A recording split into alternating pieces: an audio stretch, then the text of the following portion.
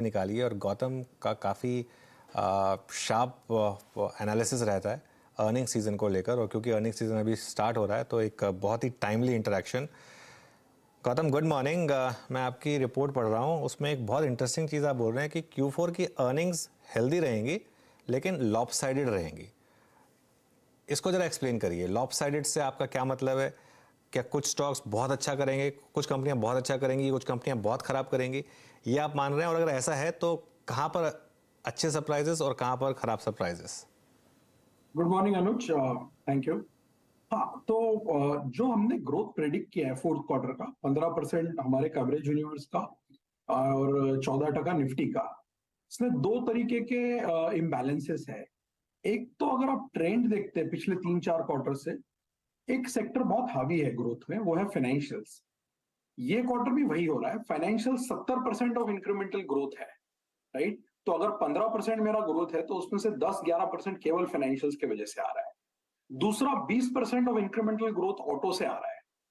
सो आप देखेंगे कि ऑटो और फाइनेंशियल अगर आप मिला देते हैं तो 90% ऑफ इंक्रीमेंटल ग्रोथ सिर्फ इन दो सेक्टर से आ रहा है।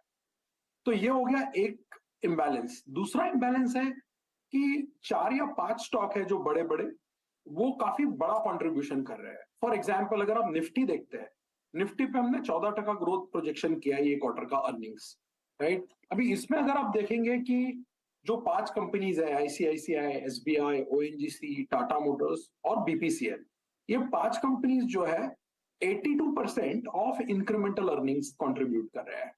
सिमिलरली हमारे कवरेज यूनिवर्स में भी 5 ऐसी कंपनियां हैं जो 72% इंक्रीमेंटल अर्निंग्स का कंट्रीब्यूशन करती है। इसलिए हमने लिखा है कि भाई अर्निंग्स हेल्दी है बट काफी नैरो है, जो कि पिछले 3-4 क्वार्टर से हम देख रहे हैं। और साथ ही साथ 4 या 5 कंपनीज है जो इंक्रीमेंटल ग्रोथ का बहुत बड़ा कंट्रीब्यूशन कर रहे हैं। इसलिए हमने इसको लॉपसाइडेड लिखा है। काम करेंगे अभी थोड़ी देर में हम इंडिविजुअल स्टॉक्स पर भी बात करेंगे, लेकिन उससे पहले मैं एक और थीम जो आपके साथ डिस्कस करना चाह रहा हूं, जो आपकी स्ट्रैटेजी नोट में है और जिसका ऑब्वियसली अर्निंग सीजन से भी कुछ हद तक लेना देना है, वो है फ्लोज को लेकर। हालांकि पिछले 7 दिन से हमने एफआईएस की बाइंग देखी, लेकिन आपका ये मानना है कि अभी भी एफआई फ्लोज पूरी तरीके से रिवर्स नहीं हुए हैं और अभी भी सेलिंग का रिस्क है इवन तो डीआईएस बाय करेंगे? अनुज, ये प्रेडिक्ट करना थोड़ा डिफिकल्ट हो गया है आज के एनवायरनमेंट में। आपने देखा होगा लास्ट ईयर एफआई फ्लोज करीबन $17 बिलियन का आउटफ्लो था। अब उसको अगर आप स्प्लिट करते हैं तो फर्स्ट हाफ में $28 बिलियन का आउटफ्लो था और सेकेंड हाफ जो कि जून टू दिसंबर 2022 है उसमें $11 बिलियन का इनफ्लो था, राइट। तो दोनों को अगर आप ऐड करते हैं तो 2022 में आपने करीबन करीबन $17 बिलियन का आउटफ्लो देखा। मार्च में आपने देखा कि एफआई फ्लोज पॉजिटिव हुए, लेकिन इसमें एक बड़ा डील जो हमने देखा था अदानी ग्रुप में, वो काफी हद तक उसके लिए रिस्पॉन्सिबल था, राइट। सो मुझे लगता है इसमें दो चीजें हो सकती है। एक तो ग्लोबल एनवायरनमेंट जो है मैक्रो को लेके, दूसरा रेट्स को लेके है। अगर ये दो चीजें आप जोड़ के देखेंगे तो इसका फ्लोस पे बहुत बड़ा इन्फ्लुएंस रहेगा। और जहां तक करंट मैक्रो एनवायरनमेंट का सवाल है, अभी कल सीपीआई का डेटा आना है यूएस का, उसके बेसिस पे आप काफी सारे प्रोजेक्शंस देखेंगे रेट्स को लेके इस साल में CY23 में। जहां तक इंडिया का सवाल है, हमने देखा है कि आरबीआई ने ऑलरेडी पॉज ले लिया है और हमें लगता है कि ये पॉज काफी इलोंगेटेड रहेगा। दूसरा, हमारा अर्निंग्स ग्रोथ काफी स्ट्रांग है, अभी भी 13% का ग्रोथ हमारा है FY23 का for Nifty earnings, which is coming on a very high base. पिछले साल हमने करीबन 35% का अर्निंग्स ग्रोथ देखा था। सो इंडिया का जो कंडीशन है मैक्रो एंड माइक्रो मेरे हिसाब से काफी स्टेबल है अभी भी, बट फ्लोस प्रेडिक्ट करना बहुत डिफिकल्ट है। ओके अच्छा गौतम जी, आपकी रिपोर्ट्स में और मैं देखूं तो दो महत्वपूर्ण बिंदु हैं जिसमें आईटी का जिक्र भी किया आपने और फाइनेंशियल्स का जिक्र भी किया। मैं फाइनेंशियल्स पे पहले आऊँगा। यहाँ पे बैंक्स, एनबीएफसीज, एचएफसीज, गोल्ड फाइनेंस कंपनियाँ, इन सब पे आपका व्यू, एंड स्पेशली ये जो हमें इस अर्निंग सीजन के किक स्टार्ट होने से पहले एक पॉज मिला है, इसका कितना बड़ा एडवांटेज मिलेगा इस बार, और आपका टेक फाइनेंशियल्स पर? सो फाइनेंशियल, जैसे कि मैं कह रहा था, एक बड़ा कंट्रीब्यूटर है अर्निंग्स ग्रोथ का, ना सिर्फ इस क्वार्टर में बल्कि पिछले 5 साल से हम देखते आ रहे हैं। अगर मैं आपको बताऊं, FY18 में पूरा फाइनेंशियल्स का निफ्टी में प्रॉफिट होता था 45,000 करोड़, जो पिछले 5 साल में बढ़ के हो गया 2,11,000 करोड़। सो 45,000 से 2,11,000 5 साल में इसका मतलब है कि प्रॉफिट जो है फाइनेंशियल्स के 5 साल में 5 गुना हो गया है, राइट? अगला 2 साल हमारा एस्टिमेट है कि CAGR करीबन 19 से 20% रहेगा। सो जो 2,11,000 का फाइनेंशियल्स करोड़ का प्रॉफिट है फाइनेंशियल्स का, वो हम कह रहे हैं कि 2,50,000 हो जाएगा FY24 में, और फिर करीबन करीबन 3 लाख करोड़ का हो जाएगा। इसका महत्व यह है कि जो पूरा फाइनेंशियल्स का प्रॉफिट 3 लाख करोड़ 2025 में हो सकता है निफ्टी में, 3 लाख करोड़, 3.5 लाख करोड़ तो निफ्टी का ही प्रॉफिट होता था 2020 में। सो फाइनेंशियल्स के काफी बड़ा प्रॉफिट पूल बन गया है, राइट? दूसरा, क्रेडिट ग्रोथ काफी इंप्रूव हुआ है। FY23 में हमने करीबन करीबन 15% क्रेडिट ग्रोथ देखा है। मार्जिन स्टेबल थे, asset quality one of the best रहा है पिछले डेकेड में। प्रोविजनिंग कवरेज रेशो करीबन करीबन 85 से 90% है। सो बैंकिंग और फाइनेंशियल्स जो है आज के तारीख में, ये एक अतिशयोक्ति नहीं होगी अगर हम कहते हैं कि ये गोल्डीलॉक्स पीरियड से जा रहा है। Growth, margin, asset quality, ROE, capitalisation level, सब कुछ एकदम परफेक्ट दिख रहा है। और वैल्यूएशंस भी काफी नीचे आ चुके हैं कई सारे बैंक्स के। सो हमारा इसमें बड़ा ओवरवेट है, स्पेशली PSU बैंक्स में। अगर आप हमारा मॉडल पोर्टफोलियो देखते हैं तो उसमें SBI और बैंक ऑफ बड़ौदा, ये 2 स्टॉक्स है जिसपे हमारा करीबन करीबन 5% का ओवरवेट पोजीशन है। और प्राइवेट बैंक्स में भी हमारे पास ICICI बैंक, HDFC बैंक, जहां भी हमने वेट बढ़ाया है, ये सब है। NBFC पे अभी भी हम अंडरवेट है। हमारे पास केवल 2 स्टॉक NBFC के मॉडल पोर्टफोलियो में है, जिसमें एक है बजाज फाइनेंस और दूसरा अभी मॉडल पोर्टफोलियो में हमने ऐड किया है, वह है महिंद्रा फाइनेंशियल। सो टोटल हमारा वेट ऑन फाइनेंशियल्स 35% के आसपास है, जिसमें banking is a big overweight और NBFC is a big underweight. Okay, exactly. बहुत, अगर आप देखें, शानदार तरीके से एक्सप्लेन किया आपने गौतम जी इसको। अच्छा गौतम जी, आप लोग IT पे क्या कर रहे हैं इस वक्त? एक सब्सटेंशियल डिप ये पूरा का पूरा CY22 देखे गया, और वहाँ से एक थोड़ी रिकवरी थी 22 के अंत में, CY23 के बिगिनिंग में, लेकिन वो भी कोलैप्स हो गई। आपका व्यू इस वक्त IT पे क्या है?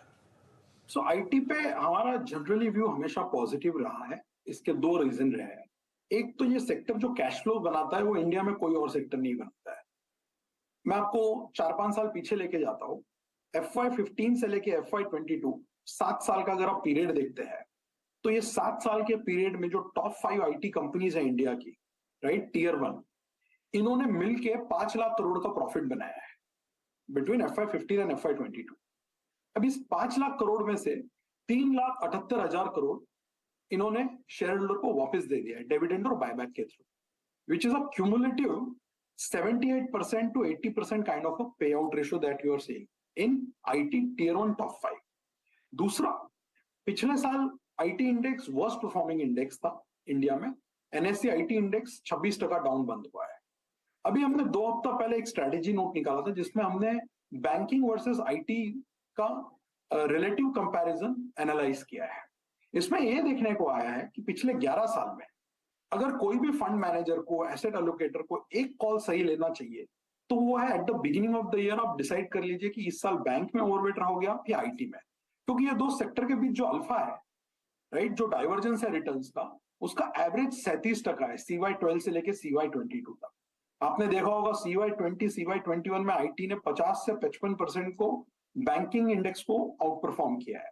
CY22 में टेबल्स टर्न हुए, बैंकिंग ने IT को आउट परफॉर्म किया है बड़े मार्जिन से। दिस ईयर हमें लगता है कि दोनों सेक्टर अच्छे कर सकते हैं, but IT can outperform banks. Reason बड़ा सिंपल है, वैल्यूएशंस काफी करेक्ट हो चुके हैं लार्ज कैप IT के, और दूसरा, हमें नहीं लगता है कि आने वाले जो रिजल्ट्स है अभी अगला 1 हफ्ते में, कल से चालू हो जाएंगे TCS से, हमें नहीं लगता है कि बहुत ज्यादा ग्रोथ डाउनग्रेड्स आएंगे गाइडेंस को लेके FY24 में। सो ROE अच्छे है, फ्री कैश फ्लो बहुत अच्छा है, पे आउट रेशियो अच्छा है, और ग्रोथ जो 10-11% है वो डिलीवरेबल है हमारे हिसाब से। इसलिए हमें IT आफ्टर दिस करेक्शन काफी अच्छा लगता है on a risk reward basis. Okay, market में शानदार मोमेंटम। अब इस समय 17,750 की तरफ जाने की तैयारी कर रहे हैं। 17,700 तो पीछे छूट गया क्लियरली, और बैंक निफ्टी अब वापस डे हाई पर ऑलमोस्ट, और 41,267 बैंक निफ्टी में भी शानदार move. Infosys, Reliance, HDFC twins, ये सभी स्टॉक्स का एक पिछले 10 मिनट में एक शानदार कंट्रीब्यूशन इस मार्केट को डे हाई की तरफ लेके जाने के लिए, और एक खास मूव आज इस समय मार्केट में आपको दिखाई दे रहा है। गौतम, आपकी टॉप पिक्स में लार्ज कैप्स में मैं आपसे पहले 2 स्टॉक्स पर एक व्यू लूंगा जिन्होंने काफ़ी मार्केट को सपोर्ट किया है। एक तो लार्सन एंड ट्यूब्रो जो लगातार ऑल टाइम हाइज बना रहा है, और दूसरा आईसीआईसीआई बैंक। आपको लगता है यहाँ पर इन लेवल से भी ट्रिगर हैं इन स्टॉक्स में आउट परफॉर्म करने के लिए?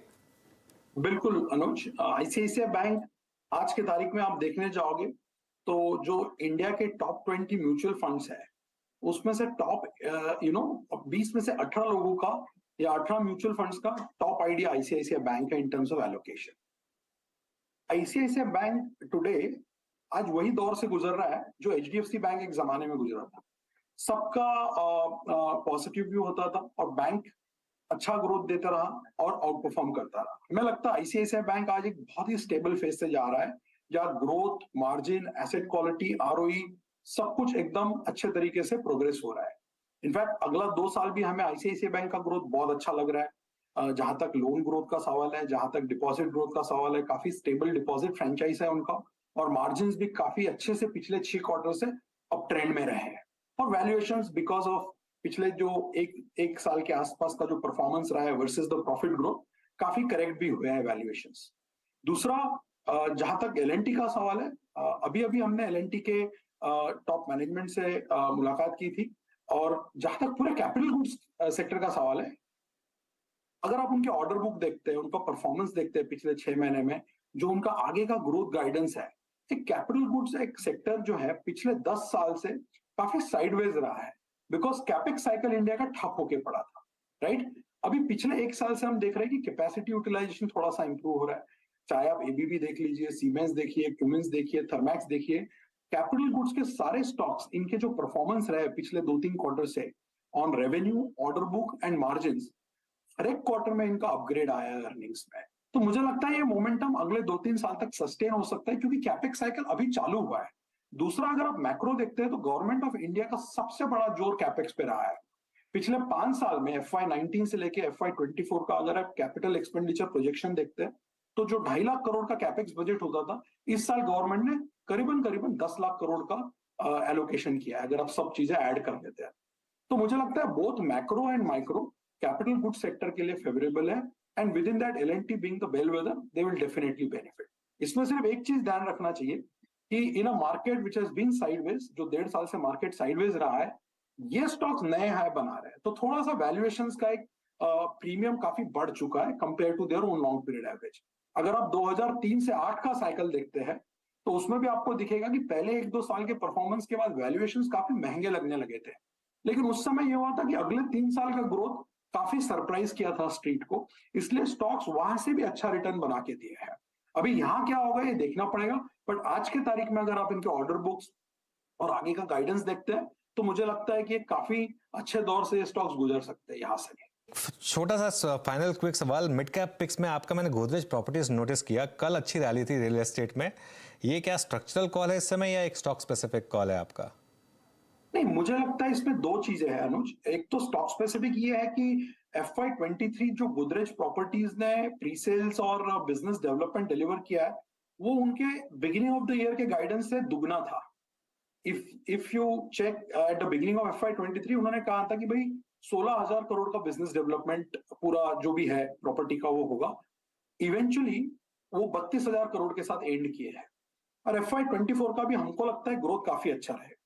दूसरा, जो प्रॉफिटेबिलिटी लैकिंग थी अभी तक, वो अगले 2 साल में काफी इंप्रूव हो सकती है एज उनके जो प्रोजेक्ट्स डेवलप कर रहे हैं वो कंप्लीशन की तरफ जाते हैं। तो रियल एस्टेट में आपका प्रॉफिट काफी नॉन लीनियर होता है, तो मुझे लगता है वहां पे प्रॉफिट का काफी अच्छा बड़ा इंप्रूवमेंट आ सकता है अगला 2 साल में।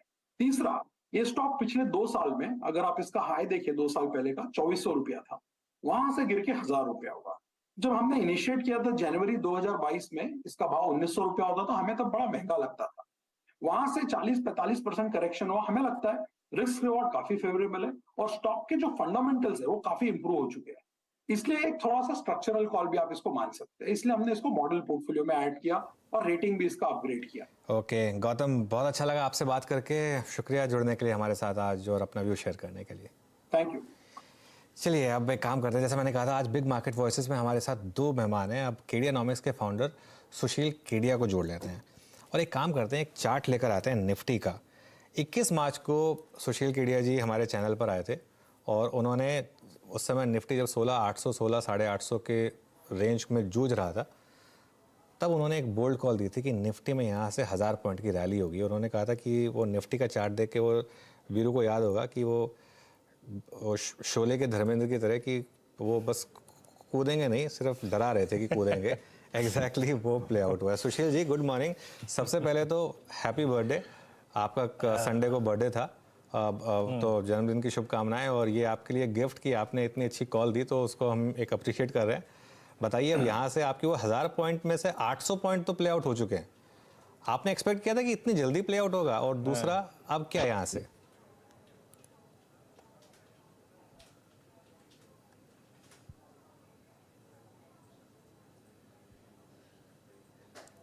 आई थिंक सुशील को मेरी आवाज़ आ नहीं रही है। हाँ, आ रही है आपकी आवाज़।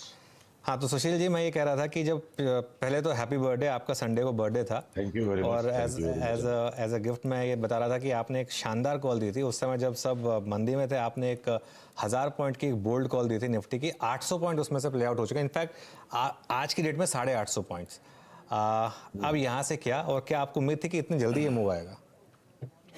देखिए, उम्मीदें कम लगाने में ही ज़्यादा जल्दी पूरी होती हैं। तो ये 1000-1200 पॉइंट तो निफ्टी में तकरीबन 10-12 दिन में ही हो जाते हैं। तो ये नॉर्मल चाल है बाजार की इस वक्त। और अगर मैं आपको मेरी स्क्रीन दिखा पा रहा हूँ, अगर ये शेयर हो रही है, तो आप देखेंगे कि एक ये जो लाल ट्रेंड लाइन है, जो 2 बार 3 बार निफ्टी यहाँ से पास में घूम चुकी है, तो 1000 पॉइंट करीब करीब यहाँ पूरे होंगे 17,880 पे। तो ये एक रेजिस्टेंस का जोन बन जाना चाहिए। और कदाच अगर ये रेजिस्टेंस नहीं भी बनता है, तो फिर 17-18-100 तक की जो बात हमने मीठे मीठे इशारे में भी आपको 1000 पॉइंट के सिवा कह दी थी, ये लाल लाइन टूट भी जाती है तो इस जोन से मुझे नहीं लगता कि निफ्टी इसके ऊपर जाएगी, क्योंकि ये जो चाल नीचे से शुरू हुई है, इसके जो पांव है ना, मजबूत नहीं है। यहाँ से जो चाल है, मैं जार्गन को बाद में कभी एक्सप्लेन करूंगा, इसको सिंपल भाषा में कहिए, पांव मजबूत पांव नहीं है, इलियट वेव्स के पैटर्न स्ट्रांग नहीं है। और अगर आप बैंक निफ्टी में भी देखोगे, तो अब हम करीब करीब एक रेजिस्टेंस जोन के अंदर है। पहली लाइन तोड़ दी, दूसरी भी आज तोड़ रहा है, तो भी इसके बाद 42,000 के ऊपर की तेजी एक बार बैंक निफ्टी में भी मैं अनुमान नहीं लगा सकता। पर अनुज, साथ ही मैं कहना चाहूंगा, इंडिसेस इस वक्त बाजार एक ऐसा रोचक और विचित्र बाजार बना हुआ है, जहां दोनों इंडिसेस हमारी मजबूरी है, पर मौका एक्चुअल में स्टॉक्स में है, जहां बहुत बड़ी बड़ी चाल, बहुत बड़े बड़े स्विंग्स अभी भी बहुत सारे स्टॉक्स में पेंडिंग है। मैं स्टॉक्स पे आता हूँ, उससे पहले लास्ट टाइम आपने एक एग्जांपल दिया था चार्ट देखकर कि वो शोले के हाँ वाला, कि वो कूदने की सिर्फ धमकी दे रहा था लेकिन कूद नहीं रहा था। आज कोई और एग्जांपल लाए हो क्या इस तरीके का? तो देखो, ऐसे तो क्या है, फिल्मों का शौक है तो कुछ ना कुछ तो डायलॉग हमेशा ही दिमाग में रह जाते हैं। तो once upon a time in Mumbai में जो डायलॉग था इमरान हाशमी का, कि मुश्किल तो ये है कि मैं पूरी तरह से बिगड़ा ही नहीं और तुमने मुझे सुधारना शुरू कर दिया। तो ये एक टिपिकल बेयर मार्केट रैली है, और बाजार अभी तक पूरी तरह से बिगड़ा ही नहीं, उसके पहले देखो बाजार को हमने सुधारना शुरू कर दिया। बहुत खूब। वीरू? हाँ, वाकई सर, पहले तो वीरेंद्र बोल रहा हूँ सर, पहले तो मेरी तरफ से आपको जन्मदिन की बहुत बहुत शुभकामनाएं। ईश्वर करे आपको बहुत Thank you लंबी very उम्र, much. सुकून और निफ्टी पर ऐसी प्रेडिक्शंस का मौका मिलता रहे। अच्छा सर, उस वक्त एक दो स्टॉक स्पेसिफिक बात भी हुई थी, आपने कहा था रिलायंस डोमिनेट करेगा इस अपर स्विंग को और 1000 पॉइंट के अपर स्विंग में। अभी तक वो नहीं हुआ, बट और कौन कौन से स्टॉक्स इस पूरे अर्निंग सीजन में लीड ले सकते हैं? अब जैसे आपने कहा कि भाई इस वक्त इंडेक्स को छोड़िए, स्टॉक स्पेसिफिक स्विंग ज्यादा अच्छे होंगे, ज्यादा पैसा बनेगा। अब आपकी थ्योरी क्या कहती है, किस स्टॉक्स को चेज करना चाहिए? देखिए, रिलायंस ने कैसे डोमिनेट नहीं किया, भले ही ठीक है मेजर चाल 3 दिनों में आ गई, पर 2190 का जो लो उसने लगाया था आज 2350 पर है, और लास्ट 4 दिन से साइडवेज चल रहा है। ठीक है, तो लीड लैग्स रहेंगे। 10% रिलायंस बढ़ गया, इंडेक्स तो 5% भी नहीं बढ़ी, तो Reliance has been an outperformer. और बहुत बारीक कॉमा फुल स्टॉक के साथ बात करने लायक अभी बाजार नहीं, क्योंकि सारे स्टॉक्स बहुत अलग अलग चल रहे हैं। जैसे मैं उदाहरण के तौर पर बताऊं, अगर यहाँ से मुझे हीरो मोटोकॉर्प और महिंद्रा एंड महिंद्रा में 30-30% तक का उछाल दिखता है, जबकि मैं निफ्टी पर हेजिटेंट हूँ, निफ्टी मुझे विवशता लगती है, अवसर नहीं दिखता, 30-30% तक की उछाल संभव है, तो मारुति में वहीं पर आपके 20 से 25% तक का करेक्शन बन सकता है। तो अगर आपके एफएमसीजीज में मैं देखूं कि टाटा कंज्यूमर यहाँ से 30% बढ़ जाएगा, तो आईटीसी की चाल इस वक्त इतनी हेजिटेंट है कि जैसे बाजार में करेक्शन कोई आएगा, तो ये जो गिरने वाले स्टॉक्स की मैं आपको लिस्ट दे रहा हूँ वो ज्यादा गिरेंगे, और जब जब रैली आएगी मार्केट में, बढ़ने वाले स्टॉक्स ज्यादा बढ़ जाएंगे। That's how out performance under performance happens. अब आईटीसी के अंदर अगर इतना इन्फ्लेशन है सारी चीजों में, और एक नशे की चीज को भी अगर आईटीसी में प्राइस हाइक सिर्फ 3% का आ पाया, 330 रुपए की पैकेट 340 की हो गई, इन्फ्लेशन जितनी भी अगर प्राइस बढ़त नहीं आ सकती, ऑलरेडी स्टॉक प्राइस इतना भागा हुआ है, तो आईटीसी की एक चाल कंप्लीट है। वो जो भी टाइम ले रहा है करेक्शन को डेवलप होने में, तो अलग अलग स्टॉक्स अलग अलग परिधियों में चल रहे हैं। अब कोटक महिंद्रा बैंक में ठीक है, एमएससीआई रीबैलेंसिंग एक कारण बन जाएगा, चार्ट पहले से चीख रही थी कि Kotak Mahindra will be A super out performer. तो 2-3 दिन एचडीएफसी और एचडीएफसी बैंक अगर आपके थोड़ा आउट परफॉर्मेंस देके जहां नरम होना शुरू होंगे, कोटक टेक ऑफ कर जाएगा और आईसीआईसीआई बैंक उधर लुढ़कने को तैयार है। मैं कतई नहीं मानने को तैयार आईसीआईसीआई बैंक की इस चार्ट को देखते हुए, इसमें 5% बढ़ जाए तो बढ़ जाए, कोई बात अनहोनी हो गई तो। बाकी ये चार्ट 700 का भी भाव तोड़ने के लिए तैयार हो रही है। ये जो आईसीआईसीआई बैंक की रैली अभी, अब निफ्टी 10 दिन की चाल और ये स्टॉक में 1.5 महीने की चाल है, उसमें थोड़ा फर्क पड़ जाता है। सारी चीजों को एक साथ जोड़ के कंप्लीट पजल को हम रिजॉल्व करने की कोशिश करेंगे तो रॉन्ग हो जाएंगे। पर ब्रॉडली आईसीआईसीआई बैंक को हर उछाल में बेचना है, कोटक को हर करेक्शन में लेना है। तो बहुत सीवियर स्टॉक रोटेशंस हर एक सेक्टर में इस वक्त हो रहे हैं। उसके अलावा फिर और आपकी मिड कैप्स में क्या बड़ी कॉल्स रहेंगी केडिया जी, जो हम वॉच आउट करेंगे अब यहाँ से?